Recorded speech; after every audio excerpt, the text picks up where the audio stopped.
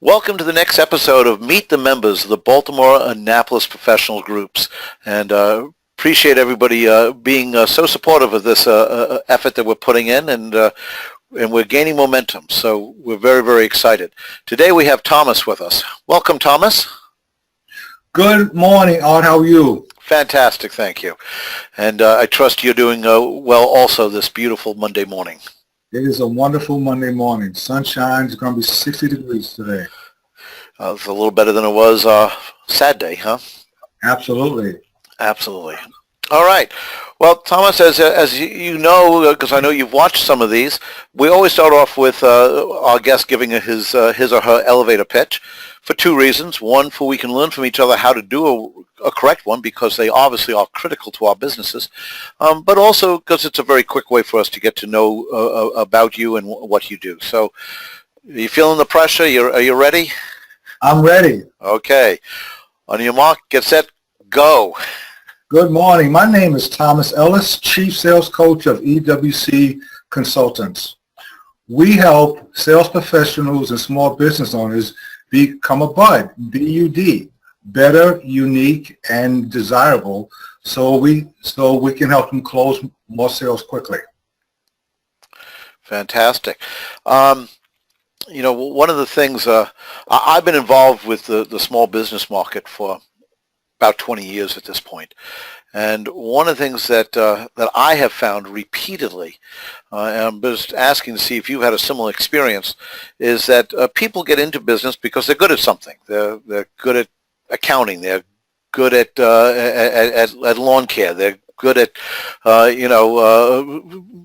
construction. Whatever it is that they're good at, and they're great at that. And when they're getting to do that, everything goes well, but then they find out that they really can't do that if nobody doesn't hire them to do it. And then they find out they have to be a salesperson.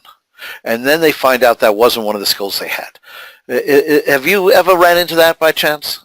Oh, Art, I run into that all the time. Many of the clients I work with, you have just explained. So, I teach them that sales is not complicated. Sales is pretty easy when you follow certain things.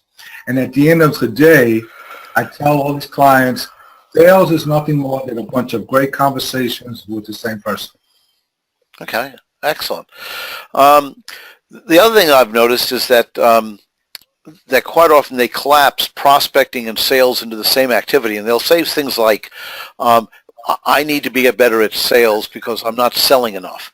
And they say, well, great, well, what has happened the last 10 prospects, you've sat in front of? And their answer is, well, I never get in front of them. That's why I need to be better at sales. And if they kind of collapse those. Do you find a similar situation? I find that's another very common thing I find, in that, people want to equate prospecting with sales. Prospecting is the activity to have those conversations. And like you just said, if you aren't getting in front of enough people to have those conversations, you're not going to close many sales. Right. 100% closing ratio isn't that good if you're talking to one prospect a year. That's true. Right. And that seems to happen. Also, you can't practice to get better at sales if you're not in front of enough prospects. That is true. Right. So that's interesting. So I'm going to assume our professional group is made up of almost exclusively small business owners, professionals like CPAs, attorneys, bankers, and salespeople. So if someone wanted to get better, they wanted their income to go up in 2016, which let's hope all of our members' income goes up in 2016. But if they came to you and said, Thomas, I don't want to hope it goes up. I want to know it's going up. What's the process that you would work with them on? Where would you begin that mission? So the first thing I would do is to really understand and help them understand who their target audience is.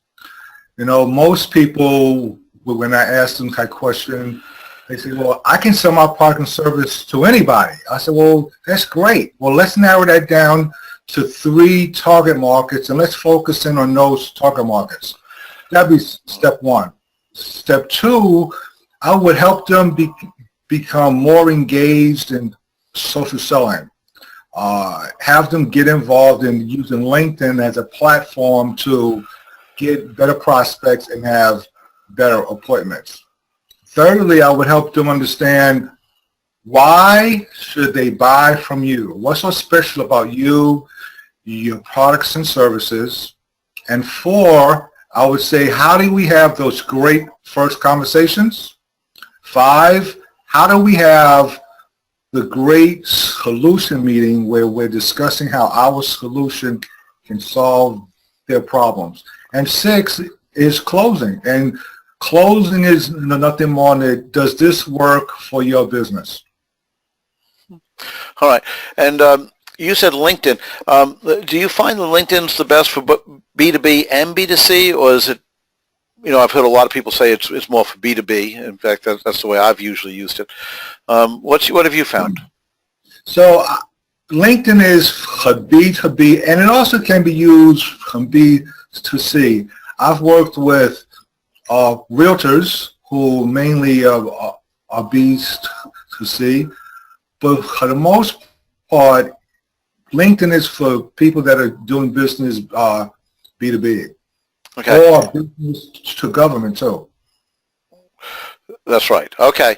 So, all right. And maybe, would you suggest Facebook, or what would you be your first go-to? Obviously, we have a whole bunch of options, but what would you be your first go-to for a B2C person?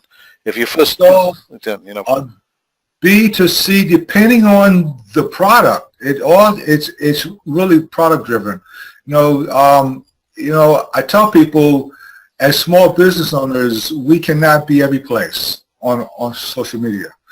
We really need to focus in on where are 80% of our customers at, and that's the social media platform we should be using every single day. Okay. Very good. So that might be driven by age, gender, type of product. There's several areas that might drive which one that would be for them. That is correct. Okay. That's absolutely correct. Excellent. All right. And do you do your trainings live? Do you do a one-on-one coaching over the phone? How would one get your product delivered to them? So a number of different ways. I do over the phone, in person. It really depends on where the client is located. I have several clients that are overseas, so those are naturally via Skype or go to a meeting. And I do quite a number of things in person. So it really depends on where the customer is and what their needs are. Okay. Although I would think you'd make an exception if you had a client in Australia and it was January in Maryland, you might go in person to them.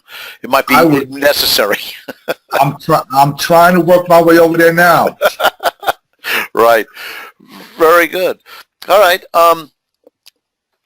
Anything else that we should know about your product and service before we move on? No, the one thing I would say is that, there are a lot of people out here doing coaching and training and everything else. My company is founded on the principle of, I'm going to work with you to achieve the results that you desire. And I'm going to roll my sleeves up and really help you do that. Excellent. All right.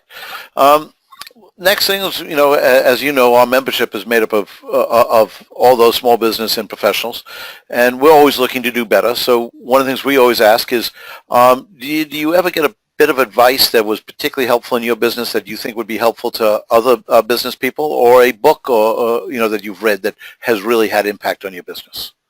Great question. My advice that I received 6 years ago upon starting my own business was, you cannot do this by yourself, and you need to build strategic partnerships with like-minded people who you can help and they can help you. For example, I work with a lot of strategic partners, marketing people, finance companies, CPAs, strategy people, and we form partnerships where I bring them in on deals and they bring me in on deals, and it's a win-win for everybody because now I'm not only showing clients that I'm a sales trainer and coach, but I'm listening to their needs, and I'm bringing in other resources that can help their company grow.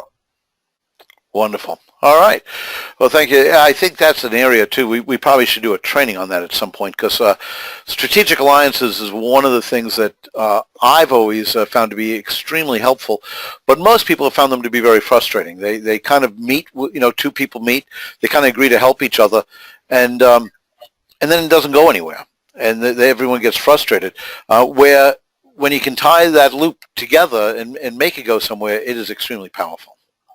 Absolutely. And I currently have about 5 strategic partners I work with. And it's been a beautiful thing. And yes, you're going to meet a whole lot of people that will say they'll do it, but you really have to keep searching for that person or company that fits within your personal culture.